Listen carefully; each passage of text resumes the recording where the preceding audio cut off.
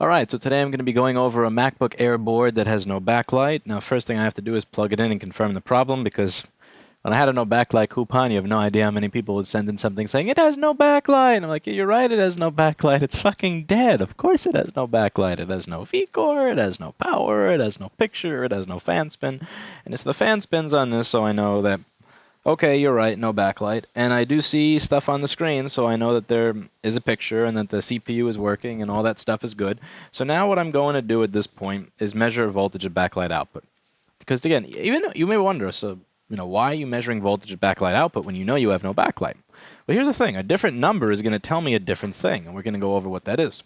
So for example, 27 or 29 volts, good backlight. 40 to 50 volts, means that the problem is the backlight for the LCD is not plugged in, meaning idiot replaced the screen and didn't plug the backlight in. Again, this is one of those things where the number is going to tell me what's going on. So if there's no load, if the backlight circuit is working but there's no load placed on it, the voltage is going to be higher than if there is a load placed on it. So that's why 49 or 50 volts would tell me that it's not plugged in. If I get 20 to 23 volts, then I know that the backlight circuit is working, but the brightness is set all the way down, meaning that the PWM signal is missing. Perhaps because the computer thinks the lid is closed, maybe because of an issue with SMC lid. If I see 8 volts, I know that the power is going through the circuit, but it's not boosting. And if I see 0 volts is going to tell me that either the fuse is blown, there's a short to ground, or that there's an open circuit, meaning somewhere in the line something is not passing power. So on backlight output, I get 0 volts. Okay, now this is where we get started with the fun stuff. So what I'm going to do now is just go through the schematic, and we're going to measure at different points. Now, I assume by this point that you've watched a lot of my other videos, so if you don't know, like, how is it that you use the board view to figure out what's where, just view one of my other 15 million backlight videos, because I don't feel like going through that, how the board view software works, so that when I'm measuring a point on the board, I know that that's backlight output. Just watch one of the other videos. But let's go over this. So first things first, I measured at backlight output, and there was nothing. So now I'm going to measure over here and see if there's something over here.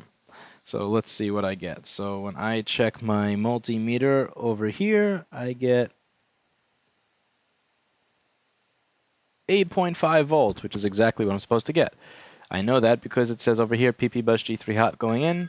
The power aliases page says that PP-bus G3 hot is supposed to be 8.5 volts. So if I copy it, I really shouldn't be doing this because you should have watched this in earlier videos. But over here it says PP-bus G3 hot, 8.6 volts. So now let's go back to that. All right, now let's see if it's after this transistor. So Q7706. Let's see, on pins 1, 2, 5, or 6 of Q7706, let's see what voltage I get. So that is going to be pin 6, 1, 2, 5, or 6. Let's measure over here. Now over there, the multimeter tells me 0 volts. Okay, so this transistor is not letting power pass. Thank you very much, Apple, for including information on it over here. So it says this is a P-type MOSFET. If you check my video on different types of transistors, you'll know that a P-type MOSFET means that the way this works is that when the power on the gate is lower than the power on the source, that it will let power through. When the power on the gate is equal to the power of the source, it will not let power through. You may wonder, how do I know that this is the gate and that's the source? Well, I had already Googled it a long time ago, so yeah, and it doesn't tell you over here, like in other parts of the diagram, see this, for the transistor it says gate, source, drain, gate, source, drain. Here it doesn't tell you, whoop-de-fucking-dude. You just Google this number, which is the part number of the transistor, and the data sheet that you find will tell you what's what. But this is the gate, that's the source, that's the drain. So now I have to measure the voltage in the gate. The first question is going to be, is this transistor broken, or is it simply not being told to do its job? Don't be an idiot and just go, I'm going to replace this thing, because it's not letting power through. The whole idea of a transistor is it is a switch. Maybe it's not being told to let power through. And if it's not being told to let power through, then we have to figure out why that is.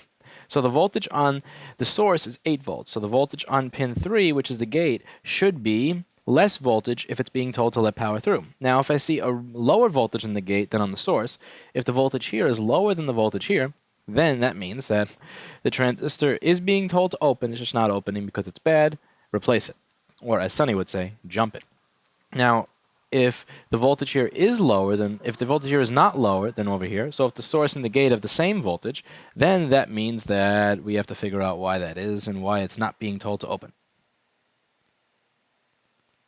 So the gate has an even 8.49 volts, which was the same as the source. This is not being told to open. So let's go over this. The voltage on the gate has to be lower than the voltage of the source. So how is that going to happen in this circuit? Well, over here we have a voltage divider, and the purpose of a voltage divider is to divide voltage. You should know that from the basic electronics video series where I go over what a voltage divider is before you move on to these videos. So you have two resistors over here that are going to be used as a voltage divider. One between 8 volts and your destination, another between your destination over here and ground. But it can't work if this transistor doesn't open. So if that thing doesn't open, this will not have a path to ground and nothing is going to happen. So see, instead of putting the end of this resistor at ground to make it a voltage divider, they put it at this transistor.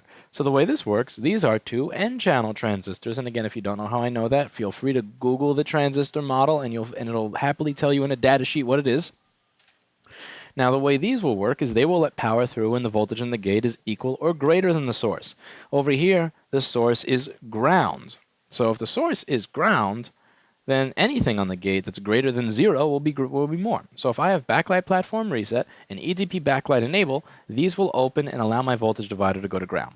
Now, I'm going to get a little bit more advanced here, but I could either measure these two signals to see if this is going to ground, or I could just measure the other side of this resistor. If I see 0 volts over here, then I kind of know that that's shorted to ground. That assumes that this resistor is good, though. So I am kind of jumping ahead of myself. So let's just measure these two signals over here and see if this is providing a path to ground for the voltage divider.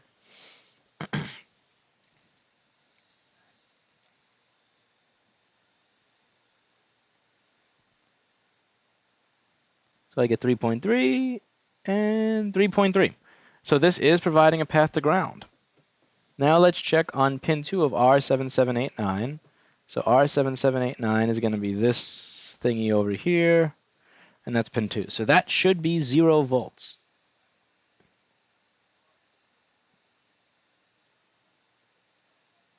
And it is 0 volts.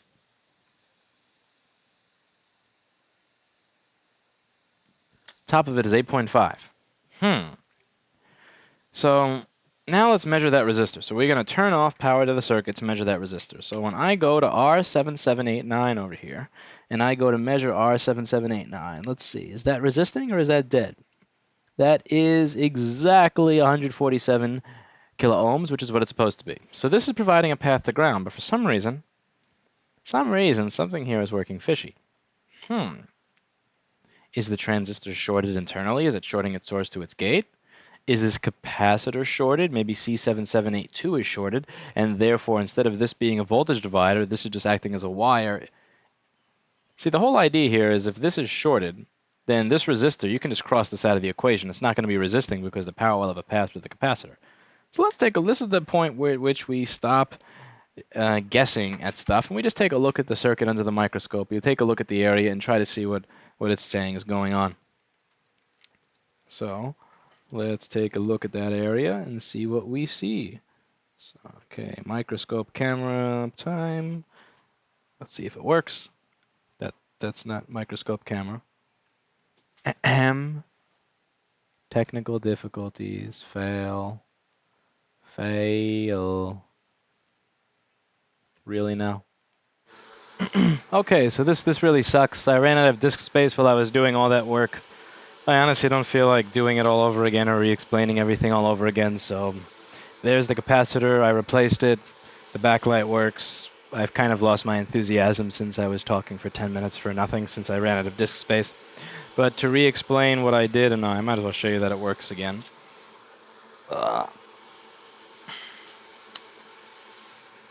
You can see. Oh, it has to turn on, off, since it's an air.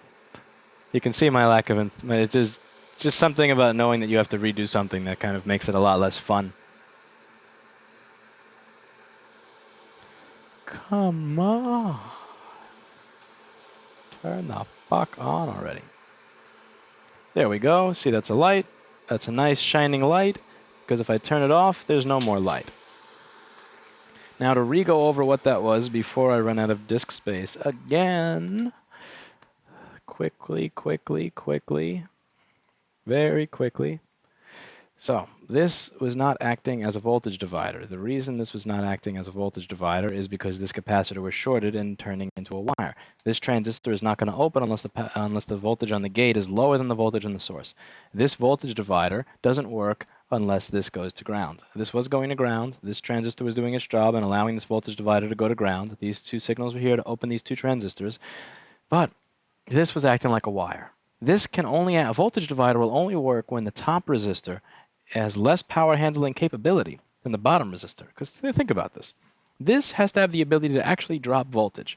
In order to have that ability, this needs to be able to pass more power to ground than this has the capability to supply.